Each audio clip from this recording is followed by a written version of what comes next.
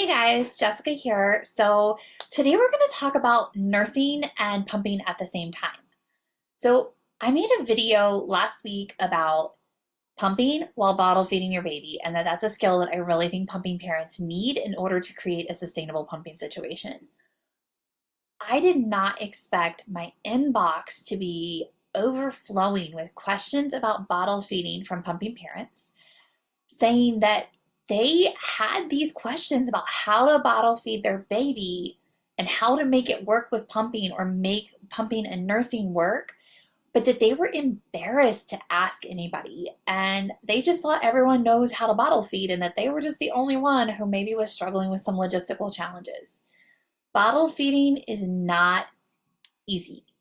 Feeding a baby is not easy. Let's just be really blunt about that. Feeding a baby is not easy. It is a learned skill. A lot of us don't grow up interacting with a lot of babies just because of the way that society is. A lot of us don't interact with a ton of infants. We haven't seen people feed their baby in the variety of ways that we feed our baby. And sometimes we can get really overwhelmed and don't know some of the basics. So this is a question. So when we are nursing one side, pumping the other, we're doing something called parallel pumping.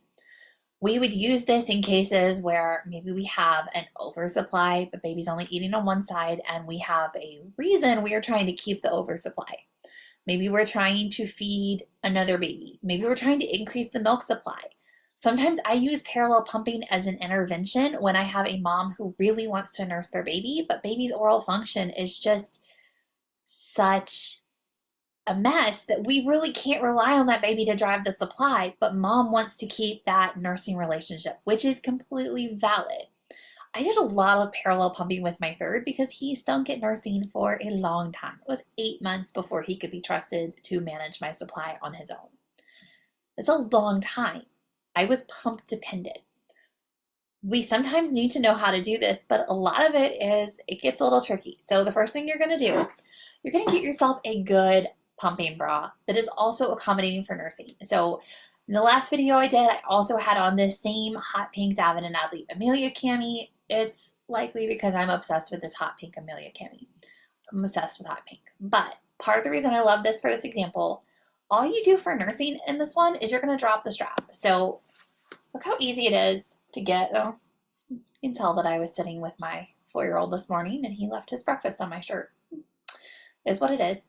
So look how easy it is to get the breast out. What we want is we want to have the ability to pump while also exposing the other breast fully, because your baby does not need a bunch of fabric in the way. This is where finding a bra that does both. On this side, on the Amelia cami, you're going to raise it up. You're going to put your flanges in. So you're going to get your flanges situated. You're going to get your flanges secured first. Then you're going to pick baby up. Depending on baby's size and baby's temperament, I was really lucky. My little one was happy to sit over here, and then I would often take a small blanket and drape it over top of me in between him and the pump flange, because out of sight, out of mind. Object permanence is not a thing for babies yet. So you could do this in the cradle position. The way you modify that is you're going to drop baby's feet. So instead of having baby like this in the cradle position, I'm going to put baby's feet down underneath of the pump flange. Depending on your baby's age, though, this could be a problem. You could also, if you have a slightly older baby, tie something to your nursing bra strap so the baby has something to play with that's not your pump flange.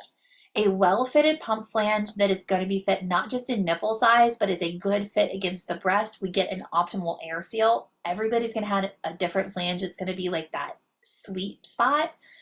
We can fit you for that. We can help you find a solution. So we can do that. If you have an older baby, you can do koala. So koala is where we literally sit them in our lap. They're coming up to the breast from underneath, but now they're sitting across from here.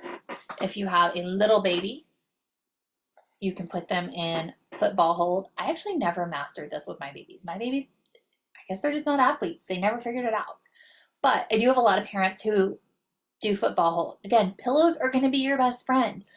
Get on your couch, make yourself a nest. Put all the pillows you need. I don't care if it takes 5 pillows to hold yourself up in this position so you can get it done. You're never going to be sad that you got your pillows arranged. So you can do that.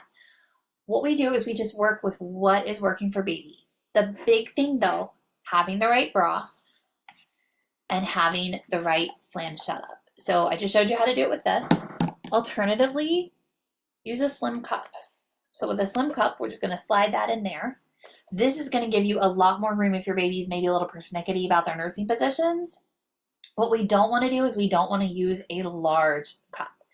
If you're parallel pumping, a lot of moms think that a wearable pump is gonna be a good solution. And it could. You could just stick a true wearable like this in your bra and then feed. But what I find is that wearables are not as efficient. The most efficient option is going to be a traditional pump motor. It doesn't have to be, a heavy duty. You could be using your Pumpables Genie Advance. You could be using your Baby Buddha. You could be using a portable motor, but a traditional motor with a traditional flange setup is going to be the most efficient. And if we are using parallel pumping, we probably want to focus on efficiency at that point. A cup paired with one of these traditional motors is going to be, mid-level efficient. It's not the best, but it's not the worst. If we're moving down to just a true wearable, we are losing efficiency. And then I start to question, what are we parallel pumping for? And is that the right tool for the job? The big thing is, don't go grab one of the 8-ounce capacity cups. The 8-ounce capacity cups are simply too bulky to navigate with baby. This gives us a little bit more space away from the body. So we've got space underneath of these flanges. If you're trying to use one of the bigger cups, everything is so compact. I can really kind of show you. Let me grab this. This is one of our biggest pumps on the market. Willow Go and Willow 3.0 hold that. I don't think we have anything really maybe paired fit. But if I've got that, it gets a whole lot harder. I'm more likely to end up with my baby's alignment. And when we are nursing, we want to make sure that baby's ears, shoulders, hips, and toes are all in aligned, because we need to have baby in alignment to keep baby able to feed effectively. If we're parallel pumping, we definitely are likely working on oral efficiency. So we want to make sure baby's staying in alignment. The bigger the pump, the bigger the obstacle that we're going to have. So I don't really recommend that. I would stick to a traditional flange, or I would stick to a slim cup depending on your needs. I would meet with an IBCLC who is skilled in pumping to help you figure out how to manage the two together and to watch. Sometimes if we can see what your baby is doing, then we can help you modify your positioning based on your baby's body, your baby's needs. Some babies, it's as simple as, oh, just try this position. Others, we have to get a little bit more creative in figuring out how to make it work. We do figure out how to make it work. Again, it's a learned skill. The first time you're at parallel pump, it feels super clunky, but you typically catch on after a couple goes if you start out with good information.